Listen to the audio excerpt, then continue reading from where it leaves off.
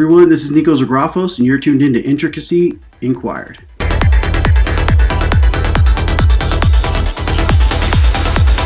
Well, technology is always advancing with music and performances, and what we're seeing right now with COVID-19, with all the DJs streaming, one thing that I'm really liking is the engagement of DJs with their fans. So I'm hoping that there's an improvement with live performances, creative ways where DJs interact with their fans at the live shows just like they would on Twitch or whatever. It could be something completely different, but anything like that, because fans always want, at least for me, an engaging experience. Always makes it more fun.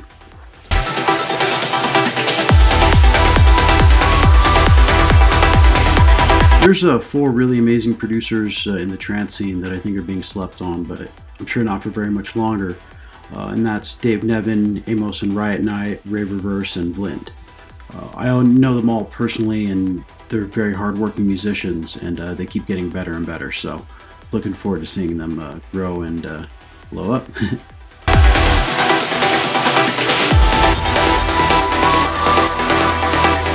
I love both. It just depends. The energy from a big crowd is insane. Especially my performance in Mexico that I'll never forget. Biggest crowd I ever played for. The crowd was just nuts. Energy around the whole building. But also some small gatherings where you have 50 to 100 people, or up to 200, whatever it is.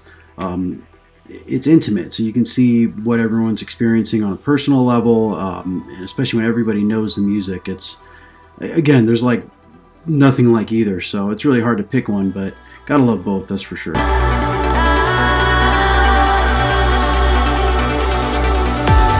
I think at the end of the day, hard work, talent, and showcasing it in an exciting way, you'll get people to follow you. Also, when I first got into electronic music, I was into rock first, and I saw Infected Mushroom, who was both rock and psytrance, and that kind of bridged me over to liking electronic music. And it happens with other people too. For example, Avicii, fusing electronic music with country, things like that. I think it's especially the younger crowds.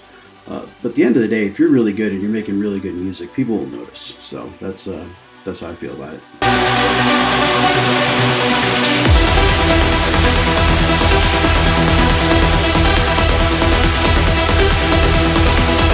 I would go with Sean Tyas, Darren Porter, Activa, Indecent Noise, and Simon Patterson.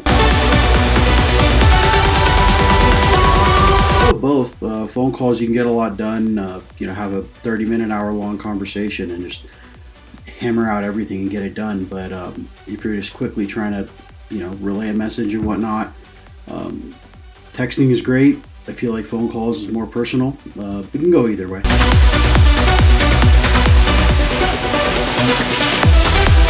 State of Trance, been watching that, of course, since the beginning that I got into trance.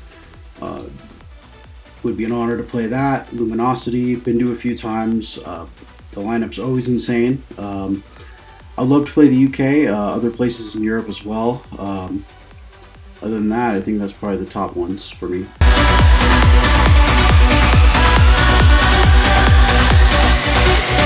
I think it's really important that, not of course just to sign artist music, but to try to let them know what they can do to make the track better. A lot of artists that I've sent demos to, they've definitely given me really helpful advice over the years that have helped. And I think that beyond making music, any type of advice you can let someone know coming up in the scene, so they can help build their profile.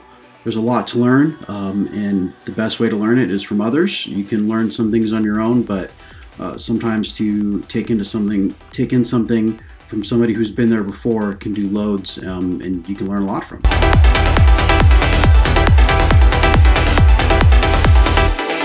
A lot of work goes into music production, DJing, and just overall being a musician.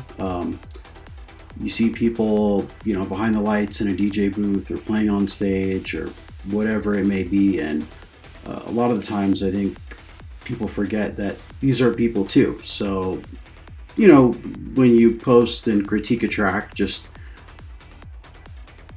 just realize a lot of us do read this stuff. So if you say, this track is garbage or whatnot, just take into consideration people do work really hard on that. Of course, not everyone's going to like every track, but do know that people do put in a lot of hard work into their craft. So just something to take into consideration.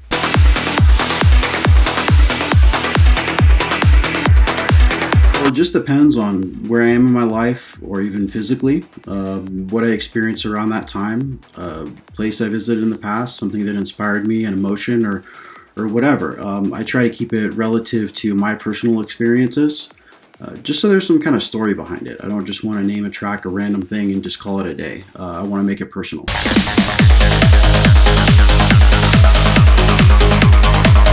There's a few that I like listening to, rock, alternative rock, progressive, techno, which, it's electronic music as well, chill out, ambient, anything that's good, that's got some emotion to it. I don't really like cookie cutter commercial stuff. I'm not really hating on people that do, but I like some depth in my music. So, and of course, because I'm into trance, I'm really big on melodies. So anything that has a good melody, I usually like.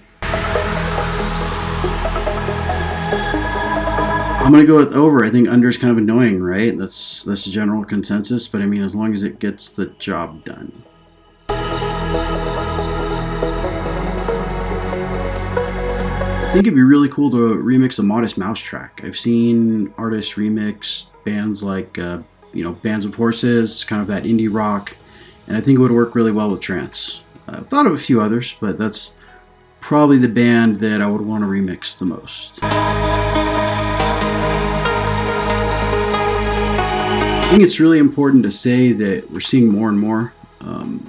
For example, Ashley Smith, Maria Healy, Chromata, Erica Kay, Christina Skye.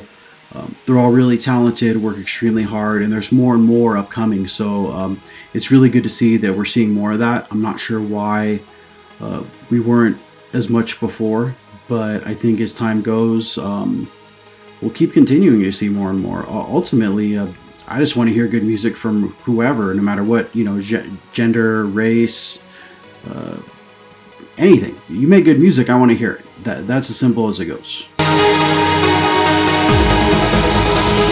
I guess it really depends on how far the tour is. Usually I prefer plane. It's just quicker. Don't have to worry about much. And plus I like flying. But a bus tour would be super fun. Like, especially across the U.S. Like, I remember when Marcus Schultz was doing his Scream bus tour. Armin recently did his new album bus tour in the U.S.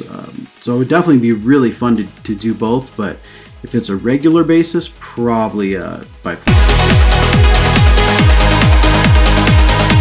Probably a potato, because I hate tomatoes, but I have been eating a lot of potatoes recently. So it's going to be a tough life being a potato.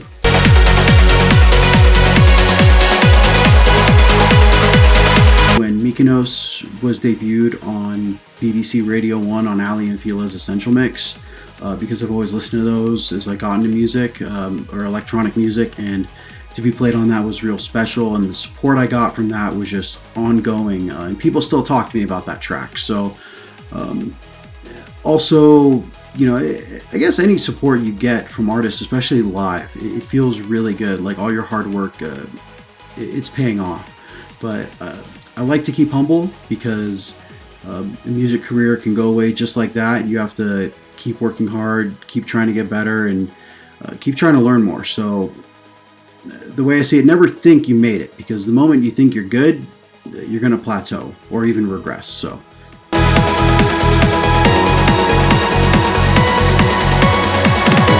just learning more about music production and sound design. There's always so much to learn and people to learn from. I'm just always trying to get better, so whatever I learn, I get excited about. Obviously, can't really be too excited about gigs right now, but I must say that I am having a lot of fun streaming on Twitch and seeing people engage and have fun with that. So there's definitely always something to be grateful for, and something that can excite you. You just gotta know where to look, and just gotta keep pushing forward with passion for the music. Thank you everyone for checking out this interview. It was fun to answer these questions. Thanks again for Intricacy Enquired for having me. hope to speak to you guys soon, and hopefully when this all boils over, see you guys on the dance floor. Take care.